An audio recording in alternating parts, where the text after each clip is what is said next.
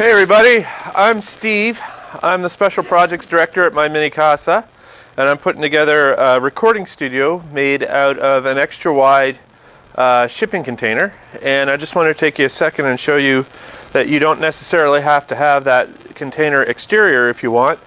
You can actually put different cladding on it to change the look and make it blend in more with your landscape and with the rest of your buildings on your property.